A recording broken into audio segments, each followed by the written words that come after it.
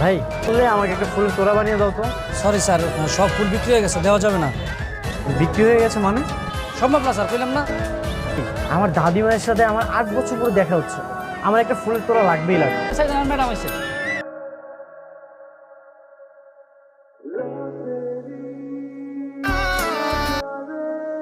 আপনার সব কিছু রেডি আছে। ও, বিল কত হয়েছে?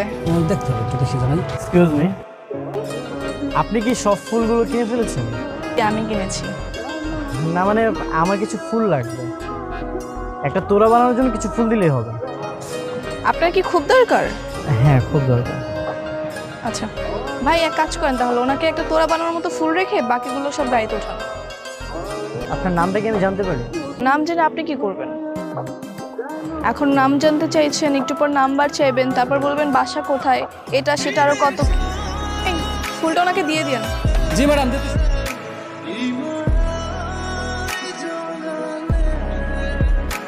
আমার ছোট্ট নাতিটা দেখছি এখন হ্যান্ডসাম বয়। এটা দেখি সেই ছেলেটা, ওর সাথে তো আমার বাসা আসার আগে দেখা হয়ে গেছে, তোমাকে মেরেই ফেলবে। তুমি কি ইচ্ছে করে দেখা করছো নাকি? আর তাছাড়া তুমি জানতে নাকি ও দাদির নাতি? তুলির কি খবর? আমরা এই যে খাবার টেবিলে বসে আছি, খাবার নিয়ে ও আসছে না কেন? ও খাবে না? একটা কাজের মেয়েকে নিয়ে এক টেবিলে খাবার খাওয়া বিষয়টা কেমন দেখা যায় না? ও পরে খেয়ে নিবে। এই তুলি, নতুন বইয়ের মতো মাথায় ঘোমটা দিয়েছিস কেন? বাসায় পরপুরুষ আসছে তো, এই জন্য একটু পর্দা করতেছি। না আমাদের সঙ্গে খেতে বসবি না? না না, আমি পরে খাইনি মনে, একলা, তোমরা খায় না। তো ঠিক আছে, যা খেয়ে নিস, কিন্তু মনে করে। তোর একটা বাড়িতে আমার ভালো লাগে না, এবার আমার একজন সাথী চাই। করেছি বাংলাদেশি মেয়ের সাথে তোমাকে বিয়ে করবো। লোকটা জানা আমাকে।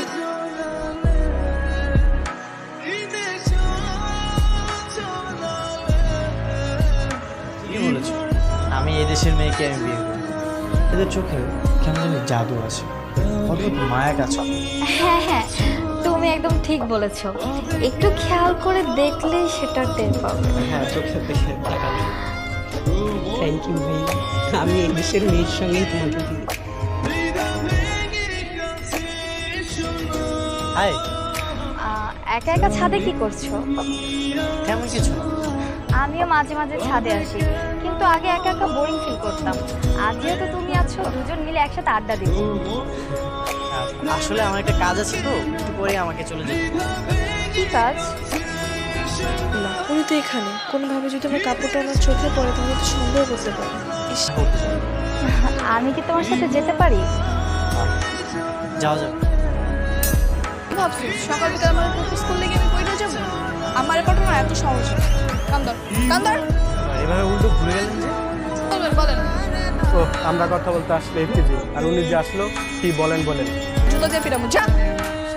শোনেন, আপনার সাথে আমার একটু জরুরি কথা আছে। বলেন। ছিলাম না, সেদিন থেকে আপনার প্রতি আমার কৌতূহল জন্মেছে। ভাই, আমার প্রতি কৌতূহল রেখে আপনার কোনো লাভ নেই। আপনি আপনার মতো থাকেন আর আমাকে আমার মতো থাকতে দেন। আপনার নামটা কি? টুম্পা। টুম্পা। সেটা আপনার ঠিকানাটা বলে যান। বলা যাবে না। তাহলে আপনার নাম্বারটা দিয়ে যান। দেওয়া যাবে না। ফেসবুক, টুইটার, হোয়াটসঅ্যাপ পালিয়ে বেরোবে? হ্যাঁ, আমি তোমাকে খুঁজে পাবো না। তোমাকে যখন এক দেখাতে মন দিয়ে ফেলেছি, তোমার পিছু আমি ছাড়। এই আঠাগুলো ভিজা গেছে, এগুলো রোদে শুকা দেবো ছাদে। কি রে, তোকে না বারবার করে বারণ করেছি এসব ভালো পোশাক তুই পরবি না, আবার তুই সাজগোজ করেছিস। ওকে তো ছাদে যেতে দেওয়া যাবে না, ছাদে তো নীল আছে, নীল দেখে ফেললে ঝামেলা হয়ে যাবে। এই লাইলা,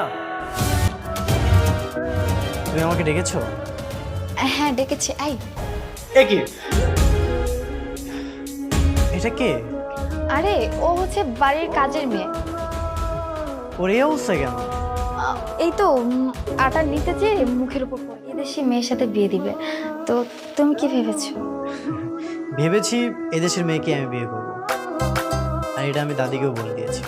তা তোমার কোনো পছন্দ অপছন্দ আছে? আচ্ছা, আশায় কি কেউ নাই নাকি? তুমি এসেছো, থ্যাংক ইউ। কথা ছিল। কি ব্যাপার, তুমি ওদিকে ফিরে আসো কেন? শোনো নাই না। পর্দাশীল নারী। হুম।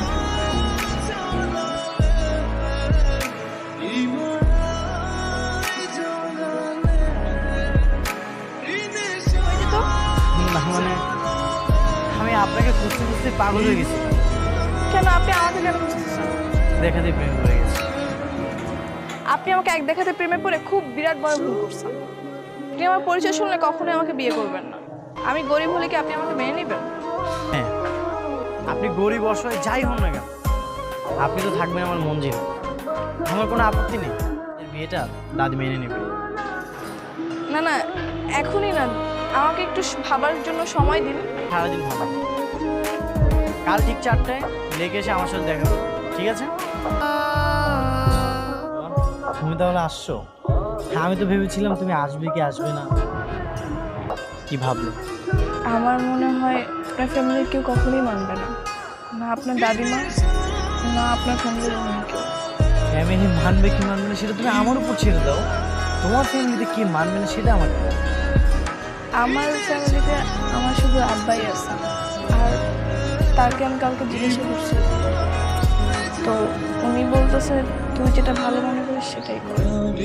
তাহলে তো আর কোনো বাধা নেই, এটা তোমার জন্য। ঠিক আছে, আমি তাহলে আজকে আসি। ভিতরে আসবো? হ্যাঁ আসেন। আমাদের চাটা খুবই দারুণ, নিয়ে নিবে? যান, আমি বানিয়ে নিয়ে আসছি। ঠিক আছে। তার মানে তুমি টুম্পা, তুমি তুলি, এতদিন এই কারণে তুমি আমার থেকে লুকিয়ে আছো। আমার বাড়িতেই আছে আমার স্বপ্নের বাড়ি, আর আমি কোথায় না কোথায় তোমাকে খুঁজে বেরিয়েছি। তাই রে ঠোপা। পুরাই হিরো। কেন, কেউ কি আপনার পিছিয়ে লেগেছিল নাকি? আমার পিছু কেনে, আমি তো অন্য একজনকে ভালোবাসার জন্য পিছু নিয়েছি। সেটা কে জানো? কিন্তু তো আমাকে জানবে না। আমি এখন কিছু ভাবতে পারি না। আমার ইচ্ছে হচ্ছে আপনাকে ভালোবাসতে, কারণ আপনি একজন ভালো মানুষ। কোনো বাইকে চড়েছো? স্টুডিকে আমি ইলিশ খেতে মাওতে যাবো, যাবে আমার সঙ্গে? ঠিক আছে। ওই মেয়ে দেখি তোকে পছন্দ করেছে। তুমি এসব কি করে জানো? কিছুই কানে আসলে দাদি পছন্দ করে বলতে আমি নিজেই তাকে অনেক পছন্দ করি। না জেনে গোবরে পা দিয়ে ফেলেছো, তোমার সাথে চিটিং করে চলেছে, তুমি বুঝতে পারছো না। তোমার ফাঁস হবে, তুমি বুঝতে পারবে। তুলি, সেটা কি? তোর চাকরানি কি করেছে জানো? এ তোমার নাতির সাথে প্রেম নিবেদন করেছে। থামো, ওর কোনো দোষ নেই। মেয়েটা প্রত্যেকটা দিন ওর নিজের পরিচয় গোপন করে ওর সাথে প্রেম করে চলেছে। ওরা যা বলছে সেটা কি ঠিক? মানে করে না, বেয়াদব মেয়ে। বারবার করে বারণ করেছিলাম যে তুই ওর থেকে দূরে থাকবি, আর তুই কিনা সবার চোখের আড়ালে গিয়ে এসব করে বেড়াচ্ছিলি। দাদিমা, ওর বাবাকে খবর দে। দাদি তুমি আমার কথাটা শোনো। একদম চুপ। আমাদের আর দেরি করা ঠিক হবে। নীলের মনের যে কন্ডিশন, আমার মনে হয় না ও তোকে বিয়ে করবে। ও তো তুলেকে বিয়ে করার জন্য উঠে পড়ে লাগছে। আর দাদিমাও তো মনে হচ্ছে বিয়েতে রাজি হওয়ার জন্য এক পায়ে খাড়া হয়ে বসে আছে। আজকে রাতে নীলকে আমরা বিষ খাই মেরে ফেলবো। বিষ?